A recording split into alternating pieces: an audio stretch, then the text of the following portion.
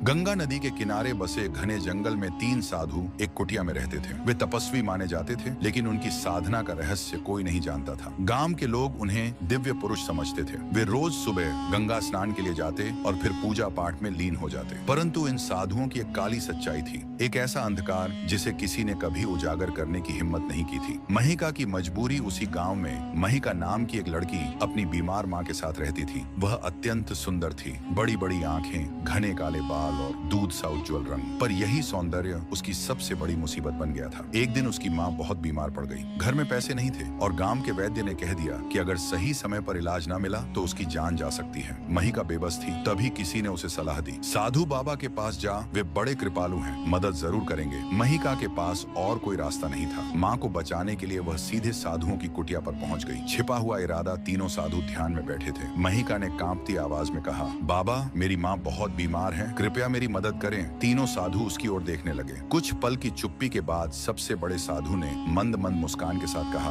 बेटी हम तेरी मदद जरूर करेंगे, पर बदले में तुझे भी हमारे लिए कुछ करना होगा। महिका असमंजस में पड़ गई। उसने डरते हुए पूछा, क्या करना होगा बाबा? दूसरे साधु ने कहा, डर मत, हम जो कहेंगे वह तेरा ही भला करेगा, बस थोड़ा त्याग करना होगा। महिका की आंखों के सामने उसकी माँ की हालत घूम रही थी। उसने बिना कुछ सोचे कह दिया, ठीक है बाबा, मैं सब कुछ करने को तैयार हूँ, बस मेरी माँ को बचा लीजिए। तीनों साधु मुस्कुरा दिए। सबसे बड़े साधु ने कहा, तो फिर कल रात कुटिया में आ जाना। एक भयावह रात के अंधेरे में महिका अकेले कुटिया की ओर बढ़ रही थी। घना जंगल, सन्नाटा और दूर कहीं जंगली जानवरों की आवाजें माहौल को और भयावह बना रही थी। जब वह कुटिया पहुंची तो भीतर से धीमी धीमी मंत्रों की आवाजें आ रही थी। उसने कांपते हाथों से दरवाजा खटखटाया। दरवाजा चरमराया और खुला। भीतर का दृश्य देखकर महिका का दिल तेजी से धड़कने लगा। चारों ओर दीप जल रहे थे, अगरबत्तियों की गंध फैली थी और तीनों साधु पाटल, गेरुआ वस्त्रों में पालथी मारकर बैठे थे। सबसे बड़े साधु ने मुस्कुराते हुए कहा, आ गई बेटी, बहुत अच्छा। महिका अंदर आई। उसका सिर झुका हुआ था।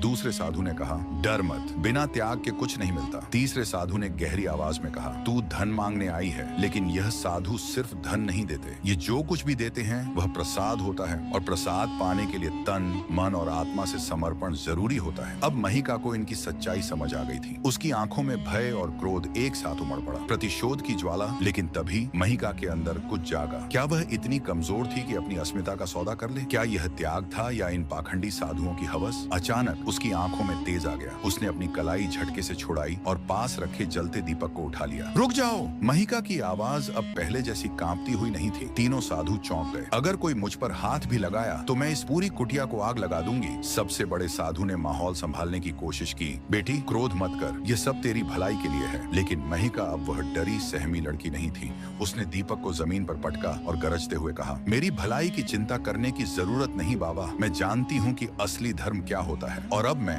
गांव की किसी और लड़की को तुम्हारे चंगुल में नहीं फंसने दूंगी। न्याय की जीत सुबह होते ही महिका ने गांव में जाकर सबको साधुओं की सच्चाई बता दी। गुस्साए गांव वालों ने कुटिया को आग लगा दी और तीनों साधुओं को गांव से निकाल दिया। उस दिन के बाद महिका को सिर्फ अपनी माँ की बेटी नहीं, बल्कि साहस और आत्मसम्मान की प्रतीक माना जाने लगा। उसने न सिर्फ अपनी इज्जत बचाई, बल्कि गांव की दूसरी लड़कियों को भी इन दरिंदों के चंगुल से बचा लिया। हर औरत को जानना चाहिए कि त्याग का मतलब खुद को मिटाना नहीं, बल्कि खुद को बचाना भी होता है।